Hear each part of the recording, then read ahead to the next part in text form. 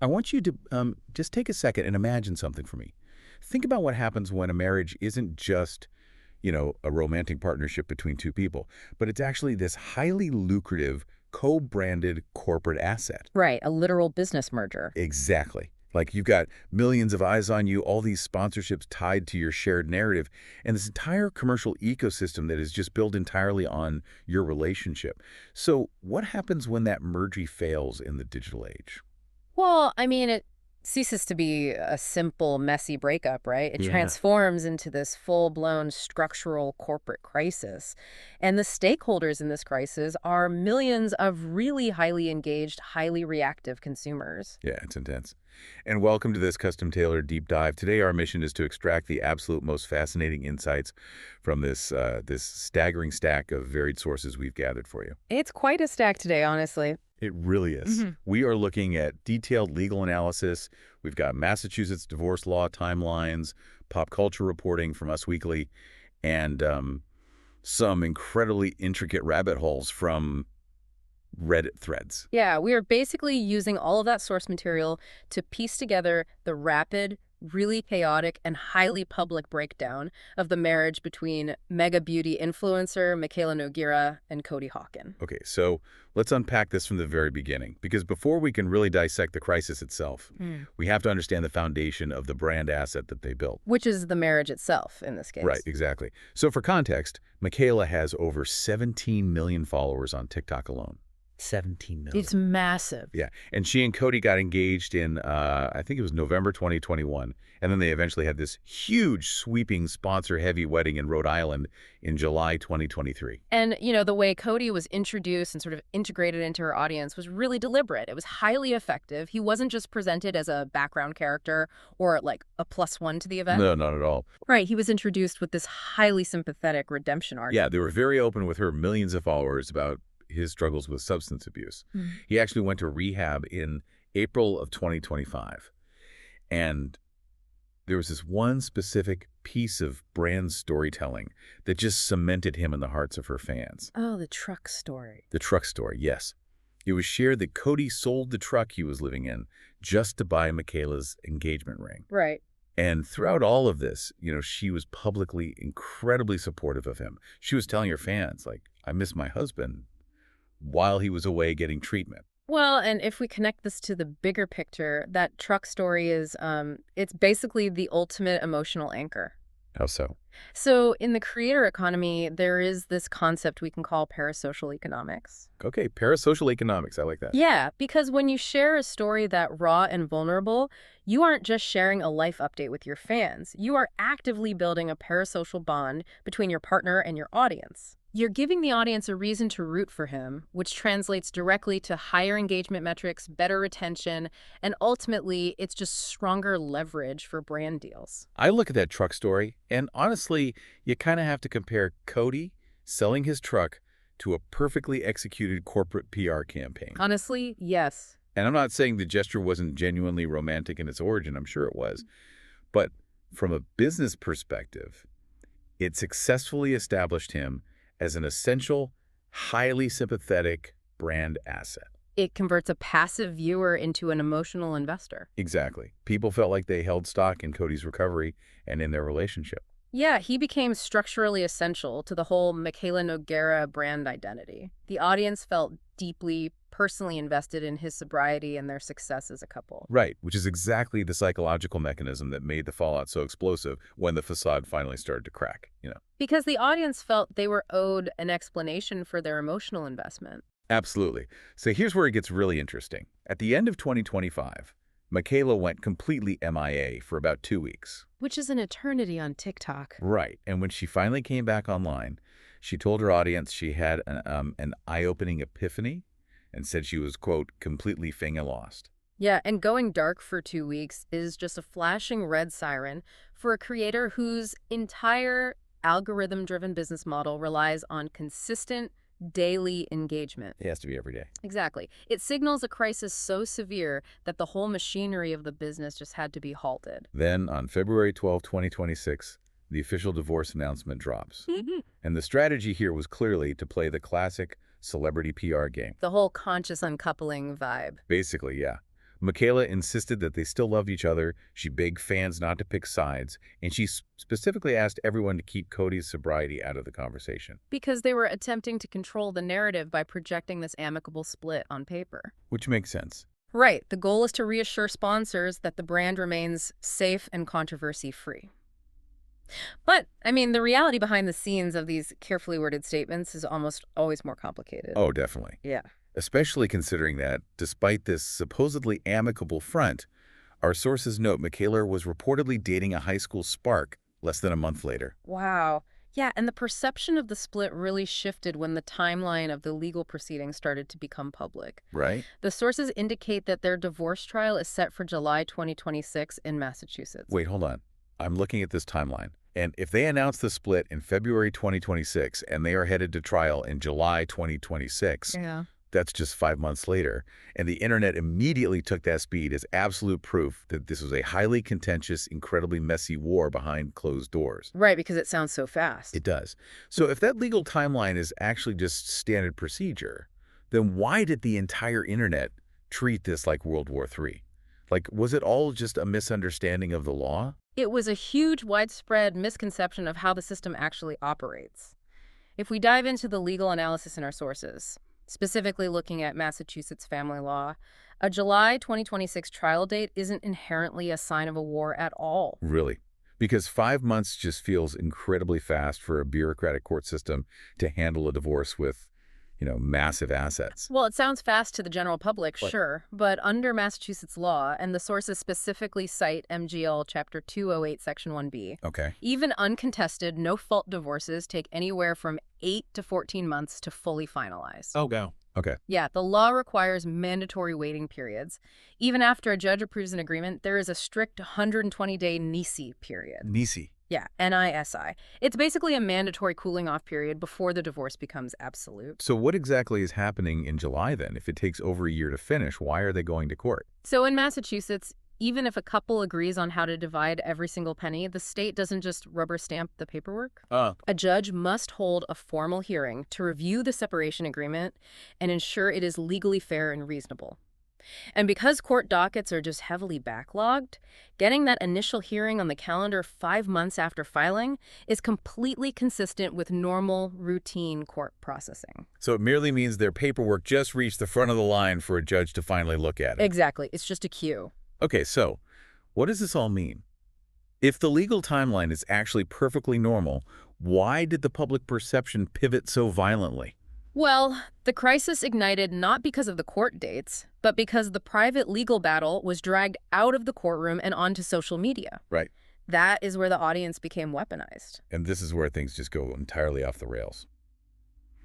Cody took to Twitter and publicly accused Mikayla of violating their non-disparagement agreement. Which is a huge escalation. Huge. Yeah. But he didn't just stop at an accusation. He actively asked his followers to crowdsource and send him digital clips of her bad-mouthing him, stating he actually wanted to use those clips against her in family court. I mean, he essentially deputized his followers, turning the internet into a decentralized private investigator firm. Right. Just think about the sheer absurdity of this strategy for a second. No. It's like calling the police to report a robbery while you are actively standing in the street carrying a stolen TV in your hands. That is an incredibly accurate analogy, honestly. You do. From a legal standpoint, the analysis in our sources breaks down exactly why this was just a catastrophic strategic error. Unpacking the law here, there are 3 distinct legal liabilities Cody triggered by weaponizing his audience like that. Let's break those down, starting with the contract itself. So first we have what the legal analysts in the sources call the enforcement paradox. Okay. By going on Twitter and publicly accusing Mikayla, Cody likely breached the very same non-disparagement agreement he was trying to enforce. Oh, right. Because he's disparaging her by doing that. Exactly. In contract law, there is a foundational doctrine called coming to the court with clean hands. Meaning, you can't ask a judge to punish someone for breaking a rule that you literally just broke yourself. Precisely. You cannot seek equitable relief from a court if your own conduct regarding the matter has been in bad faith. So he neutralized his own claim right there. Wow. Okay, what's the next one? The second major liability is the chain of custody. Oh, this has to do with how the evidence is actually collected, right? Yes. When you crowdsource digital video from just random people on TikTok or Instagram, you introduce enormous admissibility challenges. I can imagine. The rules of evidence require authentication. A judge is going to question the context, the editing, and just the origin of the video entirely. Especially now, I mean, in the age of deep fakes and AI edits. Yeah. If a random user sends you a clip, a lawyer can easily argue you have no idea where that video really came from or how it was manipulated. It becomes incredibly difficult to authenticate crowdsourced internet clips in a formal family court proceeding. Okay, so that's two. What's the third? The third, and perhaps the most damaging liability, is judicial displeasure. That sounds ominous. It is.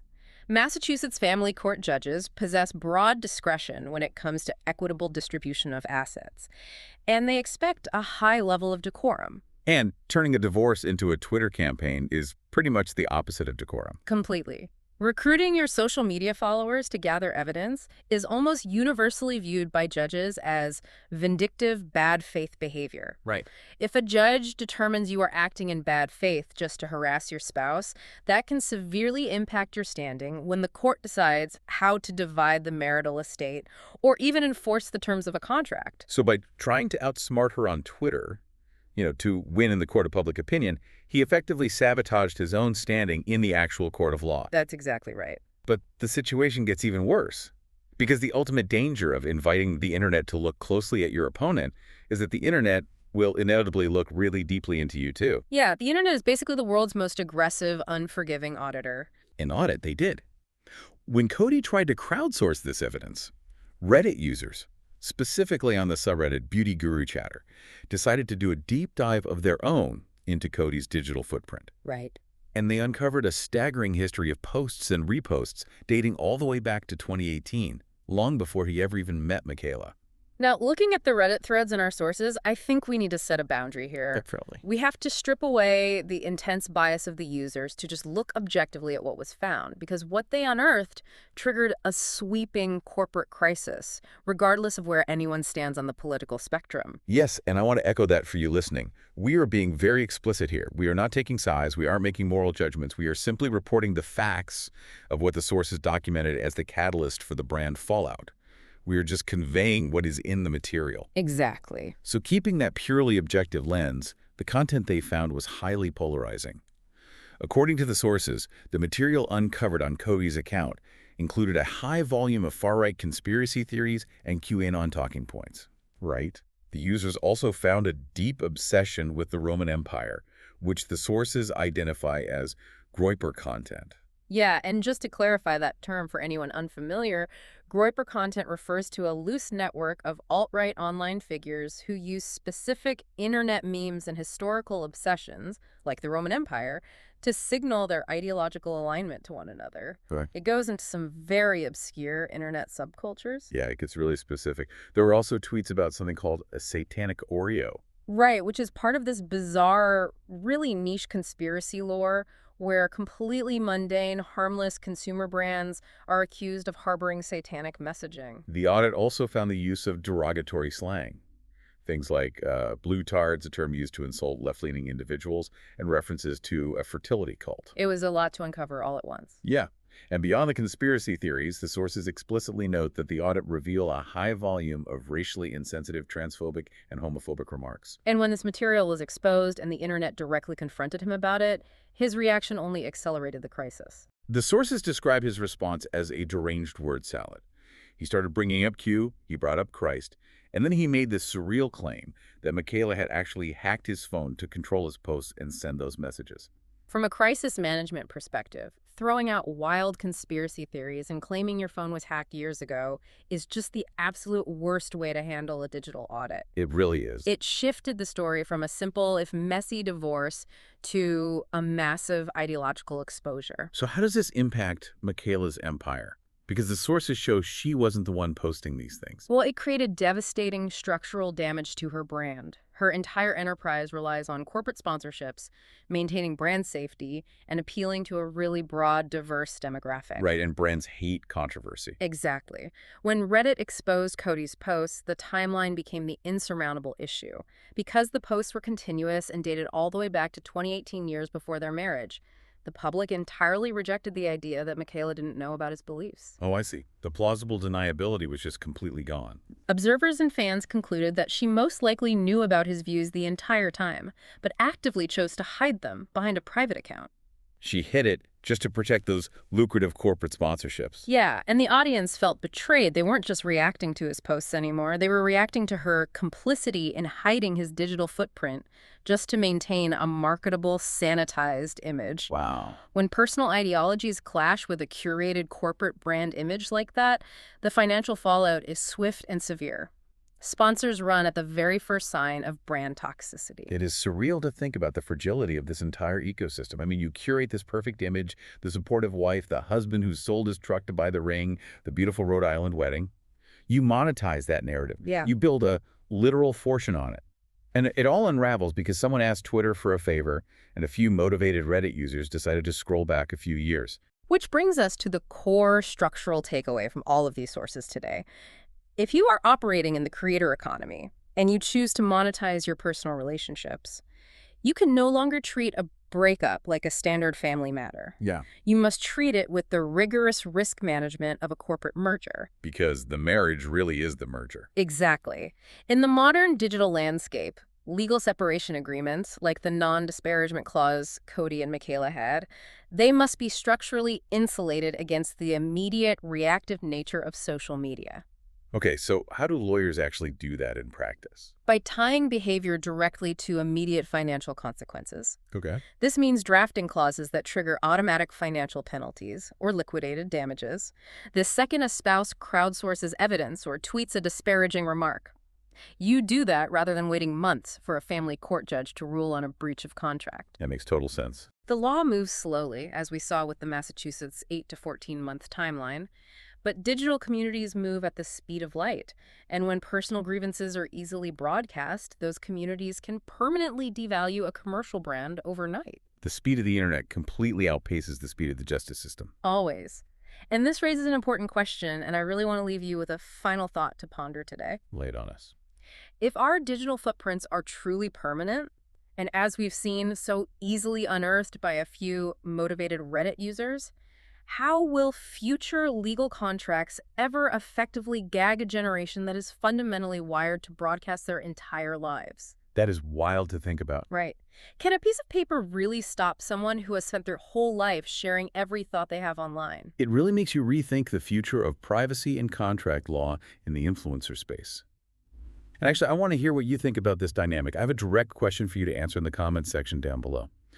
Do you think it's even possible to have a truly private divorce once you've monetized your relationship online? That is the million-dollar question for the creator economy right now. Definitely. So let us know your thoughts in the comments. And hey, while you're down there, please make sure to strongly hit that like button and subscribe to the channel. It really helps. It does. Doing so ensures you never miss a video. And crucially, it tells the YouTube algorithm that people actually enjoy this kind of deep dive content. It pushes our videos out to more learners just like you, which helps us keep making these deep dives.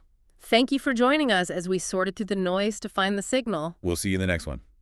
Keep asking questions.